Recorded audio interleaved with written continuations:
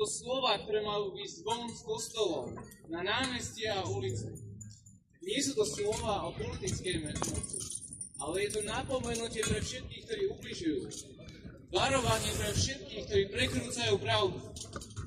Rovnako je to povzbudenie pre nás všetkých, ktorí hľadáme nádej v týchto temných dňoch. A tak vám prečítam toto stanovisko, to je taká mierne upravená verzia pre námestia. Beda tým,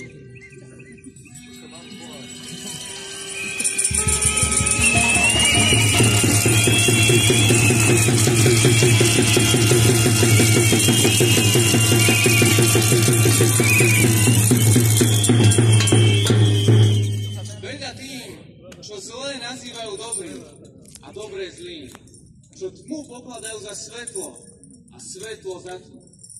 Tak hovoril prorok Izaiáš, lebo na slova záleží. Boli nám dané, aby sme s nimi pomenovali pravdu, skutočnosť.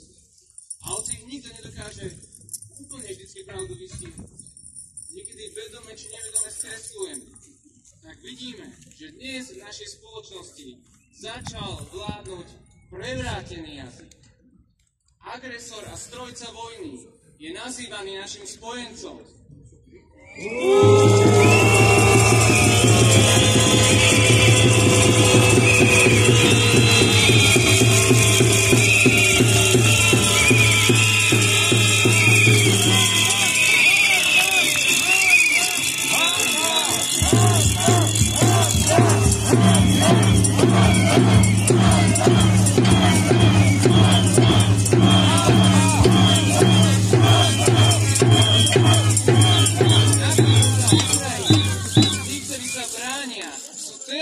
Slovných útokov. Dobro je zlom, zlo dobrom, svetlo tmou, tma svetlom. Slová sú takto dnes predstaviteľmi politickej moci cynicky zneužívané. Lož sa stala pracovnou metódou. Vulgárny jazyk dennodenne dehumanizuje oponentov. Tu už nejde o hľadanie pravdy, ale iba o udržanie moci.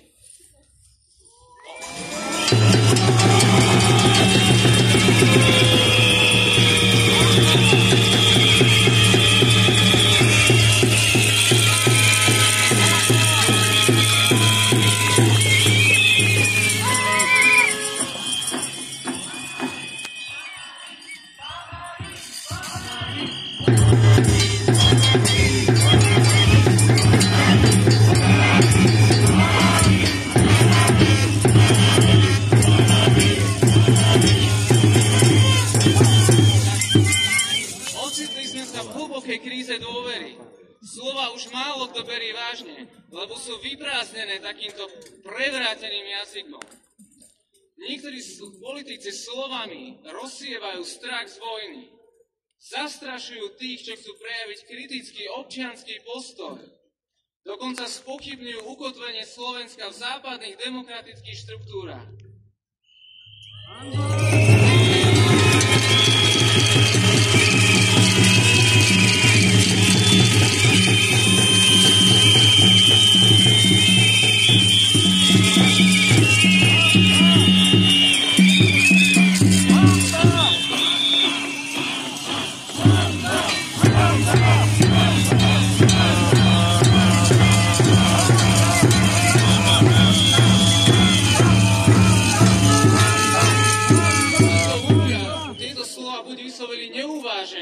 Alebo naopak s plnou vážnosťou. A ani jedno nie je dobré, lebo na slovách záleží. Zlovoľné prevrátenie jazyka slúži udržaniu moci a polarizuje spoločnosť. Nastolujú sa zástupné témy a neriešia sa naše skutočné problémy. Rastúca chudoba, korupcia, krízy v školstve, zdravotníctve, ničenie životného prostredia či kultúry.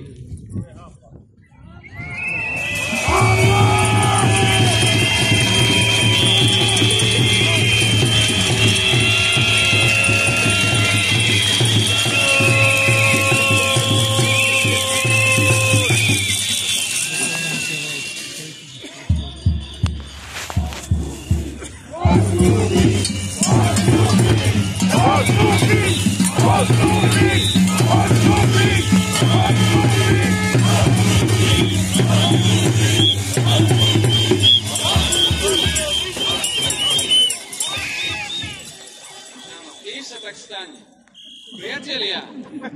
Reč je odrazom nášho vnútra.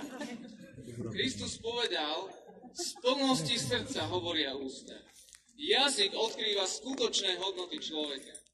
Nedá sa dennodenne klamať v mene udržania si moci a zároveň byť autentickým kresťanom či človekom s morálnym kompasom. Ako kresťania veríme, že slovo sa stalo telom, že Ježiš bol plný milosti a pravdy.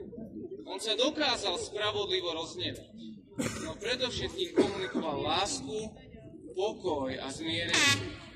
Ľudí z rôznych názorových táborov vyzýval k pokániu, zmene myslenia a k zjednoteniu. A tak aj my prekonajme malichernosti, ktoré nás delia a spojme sa ako ľudia dobrej vôle. Vyzývame všetkých ľudí, ktorým záleží na dobre našej krajiny, pravdivosti, zmiereniu, pokániu a k zodpovednému používaniu jazyka.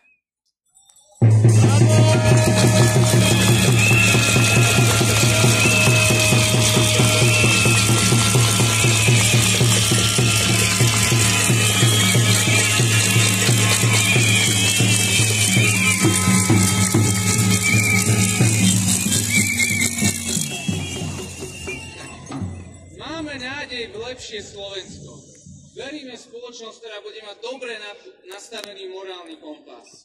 Nie vypnutý morálny kompas. Chceme spolu budovať krajinu, kde sa nám spolu dobre žije, kde je miesto pre každého človeka dobrej vôle.